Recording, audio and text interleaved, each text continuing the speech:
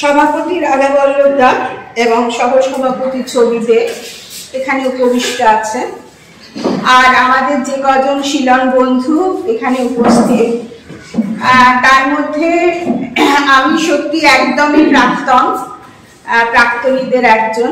নূপুরসিঞ্জন ভট্টাচার্যের সঙ্গে আমি স্কুলে একসঙ্গে কাজ করেছি। মানুষটির মধ্যে অদ্ভুত একটা সাহিত্য প্রীতি ছিল।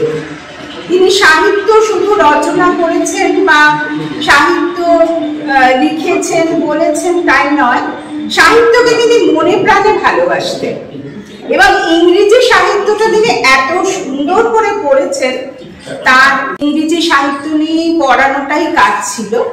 আর তিনি খুব ভালো আবৃত্তিকার ছিলেন। রবীন্দ্রনাথ ঠাকুরের বাঁশি কবিতা বা নজরুলের বিদ্রোহী কবিতা আমি অনেকবার শুনেছি, এখানেও হয়তো অনেকেই শুনে থাকবেন। মানুষটি থাকতেন উত্তরপাড়া শখের বাজারে থাকতেন। অনেক দীর্ঘদিন তিনি এই সাংস্কৃতিক জগতে যুক্ত ছিলেন, কিন্তু তার সব থেকে যেটা বড় কাজ সেটা হচ্ছে তার সাহিত্য রচনা। মানে তিনি অনেক কবিতা লিখেছেন, আর আমার কাছে যেটা ছিল সেটা হচ্ছে তার অনুবাদ। তিনি অনেকগুলো সাহিত্য অনুবাদ করেছেন, তার মধ্যে আমি যে বলছি যেমন আয়ারল্যান্ডের অলিভার গোল্ডস্মিথের লেখা দ্য ভাইকার অফ ওয়েকফিল্ড, তার বাংলা যে অনুবাদ করেছেন দ্য ডিসেবলড সোলজার। আলেকজান্ডার পুশকিনের অনুবাদ করেছেন দ্য শর্ট। তুরাসের আনেবেতা বালজাকের ড্রল স্টোরি থেকে অনুবাদ করেছেন দি এক্সিকিউশনার।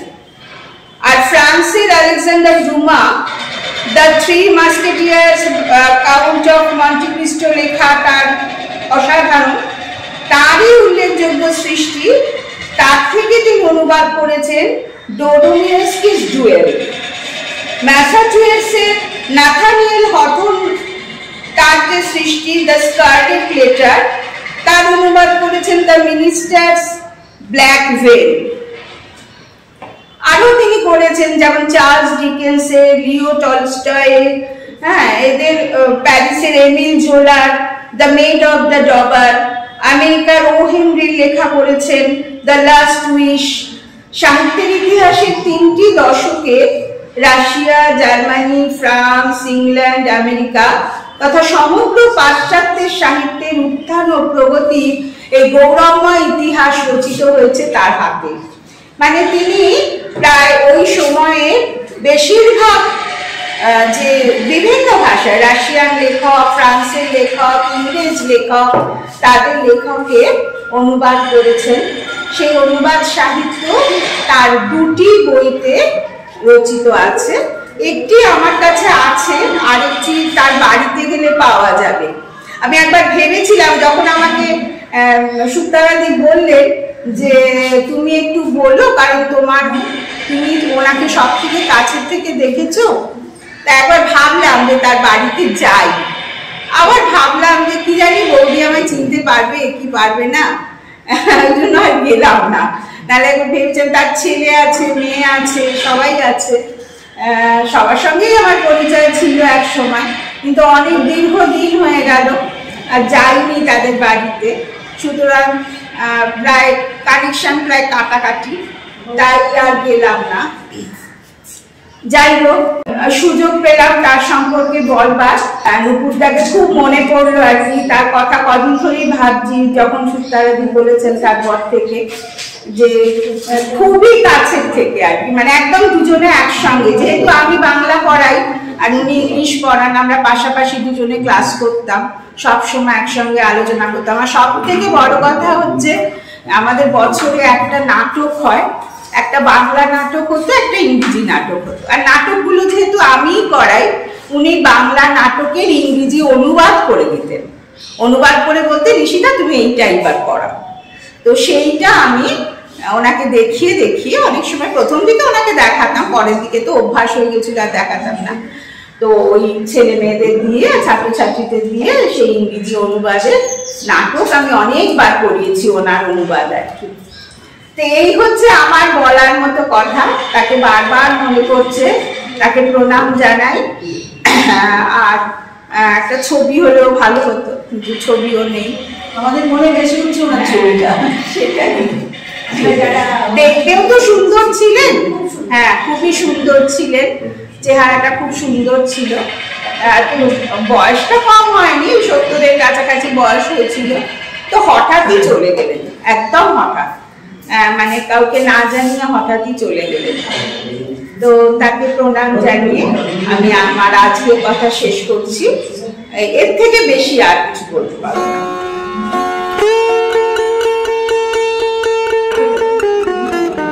এবার আমরা অনুষ্ঠানের দিকে এগিয়ে যাব। এখন আমি আহ্বান জানাচ্ছি অনুপমা চক্রবর্তী। চোখে রক্ত জল, চোখে রক্ত জল, চির নির্জিত তুমি নির্মম অত্যাচারে চলে গেলে আমি বিশ্ব কিরিবে নাই জগতের মাঝে বেদনা সহিয়া মুক্ত হয়েছ অতল অন্ধকারে অন্তহীন ভূমিকার নীরবে নির্জিতে কাঁদিছে আকাশ, কাঁদিছে বাতাস, কাঁদিছে বিশ্ব মানুষ। তুমি চলে গেলে বিশ্ব ছাড়া দেখে যাচ্ছ কত অন্ধ, চিরস্মরণীয় হইবে রানী সকল হৃদয় মাঝারে বিশ্ববাসী এই অন্তরে, বিশ্ববাসী এই অন্তরে।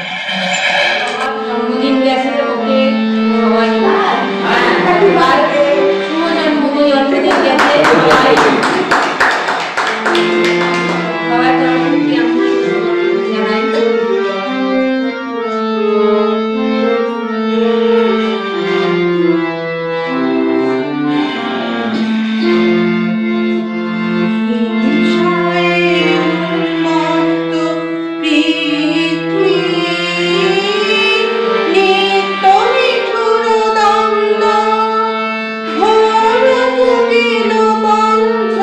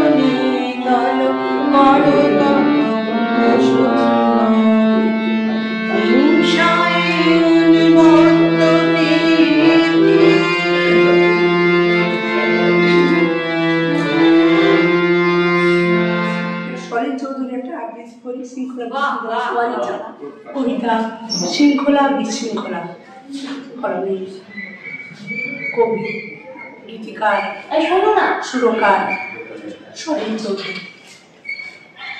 শৃঙ্খলা কথাটার মধ্যে একটা ঝনঝন শব্দ আছে, একটা চার দেওয়ালে বদ্ধ গা বমি করার ব্যবসা বন্ধ, একটা চাকমাতার সংস্কৃত পণ্ডিতের চাবুক আস্ফালন, পণ্ডিতের চাবুক আস্ফালন, আর চাবুক আস্ফালন মন্ত্রীদের রেডিও ভাষণ, পায়ে পা ফেলে সৈন্যদের মাঠ। শৃঙ্খলা কথাটার মধ্যে একটা চালাকি আছে, কথাটা সমান জমিতে দাঁড়িয়ে বলা যায় না, উঁচু প্ল্যাটফর্মে উঠতে হয়। শ্রোতারা সবসময় নিচু শ্রেণী, আর উপদেষ্টা হলেন বক্তা। বিশৃঙ্খলা কথাটা কিন্তু শৃঙ্খলার ঠিক বিপরীত নয়, শৃঙ্খলা থেকে পুরোপুরি আলাদা নয়। ওরও শৃঙ্খলের একটা ঝনঝন আছে, তবে ওটা বাজে বেতালায়। ওর মধ্যে একটা ইচ্ছাকৃত অনিচ্ছা আছে, আগাছার বিপরোয়া বন্ধ। ওটা যদি স্বতঃস্ফূর্ত হতো তবে ওর মধ্যে অরণ্যের সম্ভাবনা ছিল। আমার মায়ের হাতে সাজানো সেই ছোট্ট বাংলোটা কিন্তু শৃঙ্খলা বিশৃঙ্খলা এই দুটোর কোনোটাই ছিল না। যদিও একটা পাপোশ পর্যন্ত 1 ইঞ্চি সরাতে গেলে মনে হতো বাড়িটার ভারসাম্য নষ্ট হল। বাড়িটার মজা কিন্তু এই ছিল যে পা টিপে টিপে চলার কথা কখনো মনে হতো না। ওই ঘরের সব জিনিসপত্র যেন ব্যবহারের পর্ষে আগোছালো হওয়ার জন্য প্রতীক্ষা করে থাকতো। তো তারা প্রতীক্ষা করতো কবে আবার তার মায়ের হাতে ছোঁয়া করবে, মার বকুনি খাবে, তারপর তারা দুরন্ত দামান ছেলের মতো বিছানায় গিয়ে শুয়ে পড়বে। আমার বাবা মারা যাওয়ার পর ঘর দুয়ার ভীষণ গোছানো থাকতো, কেন বাবার ফেলা ছেঁড়া কাগজ, সিগারেটের টুকরো মেঝেই আর পড়ে থাকতো না। পড়ার টেবিলে ব্রেকফাস্টের খালি থালা, খাবার টেবিলে বই, এসব কিছুই আর হতো না। জামা বের করার পর কাপড়ের তোলপাড়, এইসব কিছুই আর হতো না। মার যেন কোনো কাজই থাকতো না। আমার মনে হতো মার সাথে সাথে ওঘর সব জিনিসপত্র ব্যবহারের স্পর্শে অগোছল হবার হয়ে মুক্তি পাওয়ার জন্য কান্ত। আবার আমি অনেক বড় বড় সাজানো বাড়ি দেখেছি, সাজানো কিন্তু গোছানো নয়। ওর মধ্যে আছে মাইনে করে চাকর বাকরদের হাত। গোছানোর মধ্যে যে ভালোবাসা আছে, শৃঙ্খলার মধ্যে সেটা নেই। অগোছানোর মধ্যে যে প্রত্যাশা আছে, বিশৃঙ্খলার মধ্যে সেটা নেই। শৃঙ্খলা শব্দটা হলো পুরুষ, আর গোছানো শব্দটা হলো স্ত্রী।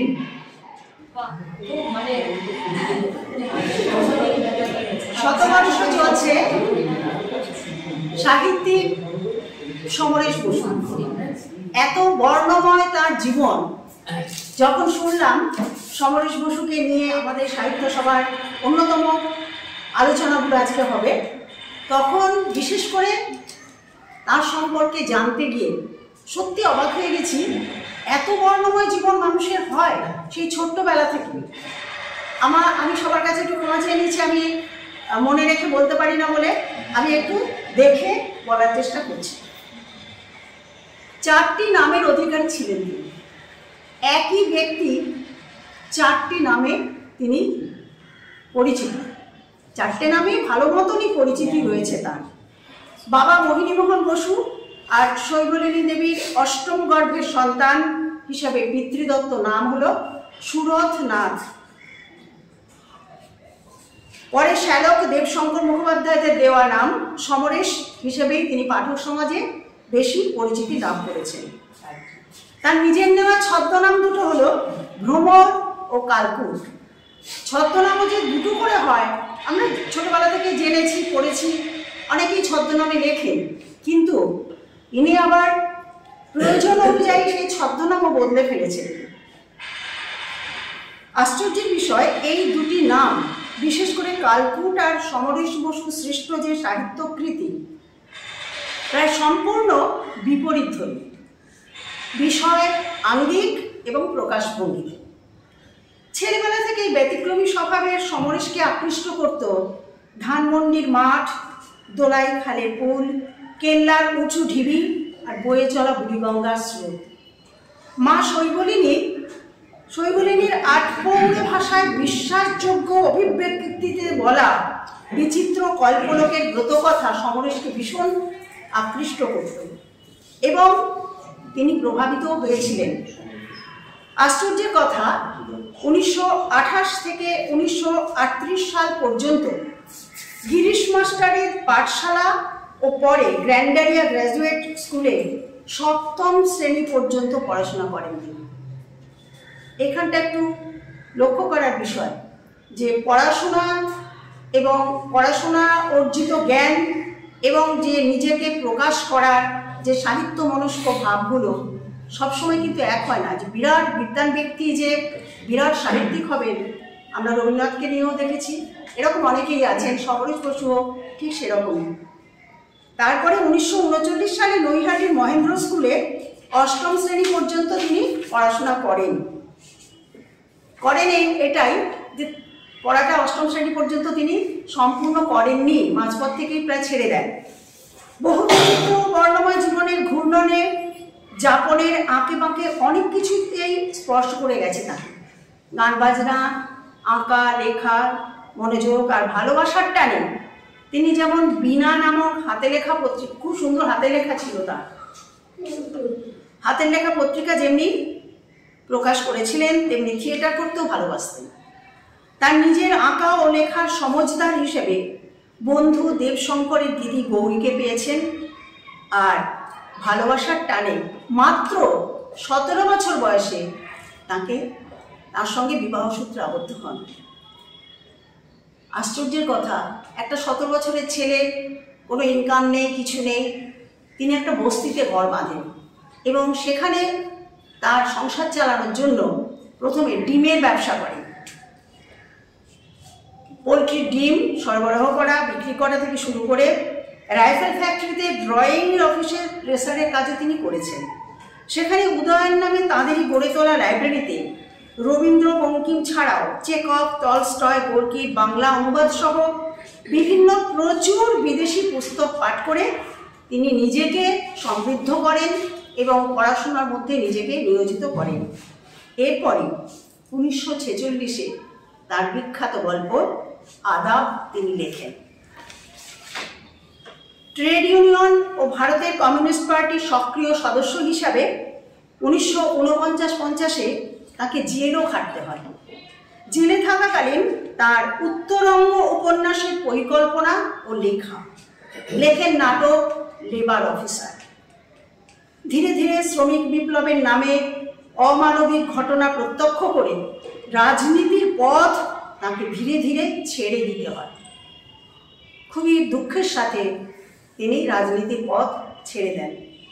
লেখক সমরেশ বসুর সাহিত্যিক জীবনে আরও 2টি ভিন্ন সত্তা আত্মপ্রকাশ করে।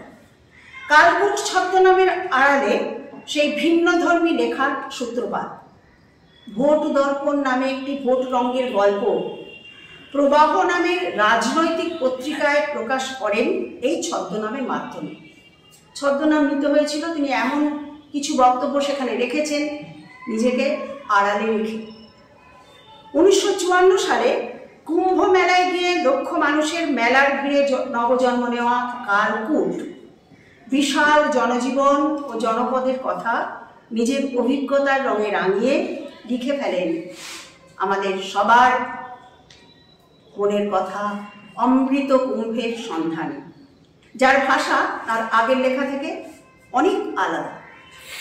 মানুষের ভেতরে 2টো সত্তার উপলব্ধি তার এই বিখ্যাত উপন্যাসের রন্ধ্রে রন্ধ্রে ছড়িয়ে আছে। তাই তিনি বলতে পারেন, সব মানুষই একজন নন, আরেকজন আছেন তার মধ্যে। একজন বাঁচার জন্য, অর্থের জন্য সাংসারিক কর্তব্যে ব্যাপৃত, আর একজন যিনি অন্তরে আত্মবিশ্লেষক, রসপিপাসু, সেখানে তার অনুভূতির তীব্র তিনি বড় একলা।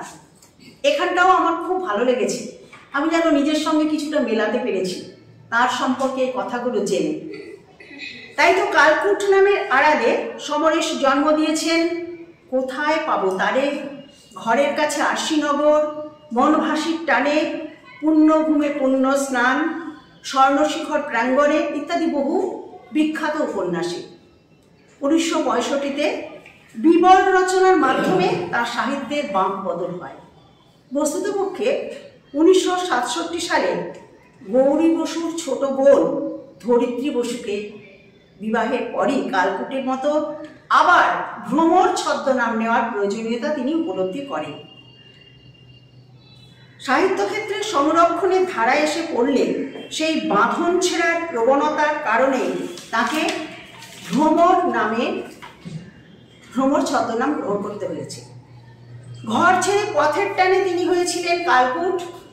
আর ভ্রমর সাহিত্যের মূল প্রতিপাদ্য হল কাল সীমাকে অতিক্রম করে ইতিহাস, পুরাণ ও জাতীয় ইতিবৃত্তের পথে লেখকের যাত্রা। সম্পূর্ণ বিপরীতধর্মী মানসিকতার জন্যই কালকুট আর ভ্রমর তিনি লিখেছিলেন। ভ্রমর সাহিত্যের মূল বিষয় হলো মানস ভ্রমণ। পতঙ্গের চোখে দেখা জীবনী ভ্রমর সাহিত্যের একটানা সুর। কিভাবে ছোট্ট পতঙ্গ হয়ে মানুষের জনজীবনের রন্ধ্রে রন্ধ্রে মনের মধ্যে প্রবেশ করে তাদের মনের ভেতরের জিনিসটাকে বার করে আনা যায়, এই নামের আড়ালে তিনি সেসবই লিখে গেছেন। সমরেশ বসুর ঔপন্যাসিক সত্তার পাশাপাশি তার গল্পকার সত্তাটিও সমান বলিষ্ঠ। গল্প লেখার সূচনা পর্বে আদাব, জলসা, প্রতিরোধ ইত্যাদি গল্পগুলি তার প্রকৃষ্ট উদাহরণ। নাগরিক চরিত্র অপেক্ষা বাউন্ডুলে চরিত্রগুলি, যেটা শরৎচন্দ্রের ছিল প্রায়, তার লেখায় অধিক পরিমাণে জীবন্ত। প্রখ্যাত চিত্রশিল্পী ও ভাস্কর রামকিঙ্কর বেজকে নিয়ে লেখা তার অশেষ কীর্তি মহাকাব্যিক ধারার উপন্যাস দেখি নাই ফিরে অসমাপ্ত হয়ে গেল। দীর্ঘ অধ্যাবসায়, শ্রম, নিষ্ঠার ফসল অসম্পূর্ণ থেকে গেল। নানান পুরস্কারে সম্মানিত সমরেশের 11ই মার্চ 1988-তে দৈহিক প্রয়াণ ঘটলেও পাঠকের মাঝে শতবর্ষ পরেও তিনি আছেন ও থাকবেন। তাকে আমার এবং আমাদের তরফে অনেক শ্রদ্ধা। ধন্যবাদ। ভারতীয় সঙ্গীতের একটা অন্য ধারা, যে ধারাকে বুঝতে বহু মানুষ বহুদিন বহু পরিশ্রম এখনো করে চলেছেন সলিল চৌধুরীকে বুঝতে। গত প্রায় এক সপ্তাহ ধরে আমি বিভিন্নভাবে সলিল চৌধুরীর বিভিন্ন কম্পোজিশন দেখে গেছি, শুনেছি এবং দেখেছি যে তাকে ধরতে পারা মানে সাপ ধরার, এরকম আঁকা বাঁকা চলে। ওনার অনেক গান, অনেক সৃষ্টি, অনেক কিছু, এবং তাকে নিয়ে যেমন বিতর্কও আছে, সমালোচনাও আছে, তেমনি তিনি সমালোচনার উঠতে বিতর্কের উঠতে। তাই আমরা দেশাত্মবোধক গান সলিল চৌধুরীর কাছ থেকে পেয়েছি অনেক, সেরকম একটি গান, কিন্তু এই গানটি খুব শ্রুত নয়। হয়তো আপনারা এখানে অনেকে শুনেছেন, তবু শ্রুত নয়, এবং এত ভালো একটি দেশাত্মবোধক গান এবং গানটির অদ্ভুত চলন, যেটার জন্য আমরা ঠিক করেছিলাম আমরা রিহার্সাল করবো। দেখো আমরা দুদিন রিহার্সাল করেছি, আমরা এই সবাই মিলে হই করে যে চলো একটুখানি, কারণ সলিল চৌধুরীর গানের দুটো মূল বিশেষত্ব, একটা হচ্ছে কর্ডিং। যারা গান বাজনায় আসেন তারা জানেন কর্ড প্রোগ্রেশন কিভাবে হয়, কিভাবে চেঞ্জ হয় কর্ড, এইটা একটা বিশেষ দিক। আরেকটা হারমোনাইজেশন, এটা হচ্ছে সলিল চৌধুরীর গানের মূল। তো সেইরকম তার কয়েকটা ঝলক টুকরো দেখানোর চেষ্টা করছি, পারবো কিনা জানি না, দুদিন প্র্যাকটিস করেছি আমরা।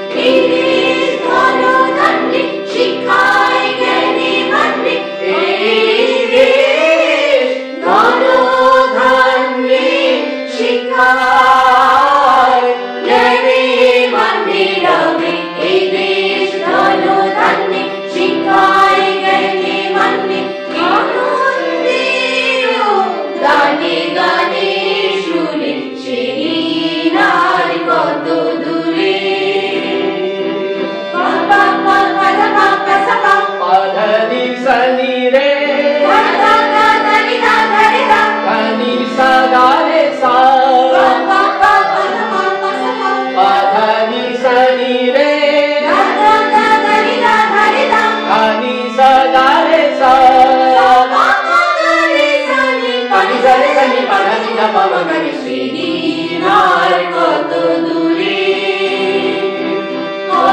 নাদিন, কত রঙিন, কত নাচে সবল করে বকুল ফিরে চলে গেছে, কত নাচ মনে হয়, কত নাদিন, কত রঙিন, কত নাচে সবল করে বকুল ফিরে চলে গেছে, কত নাচ মনে হয়, সেই সকল ফুলে ফলে দাও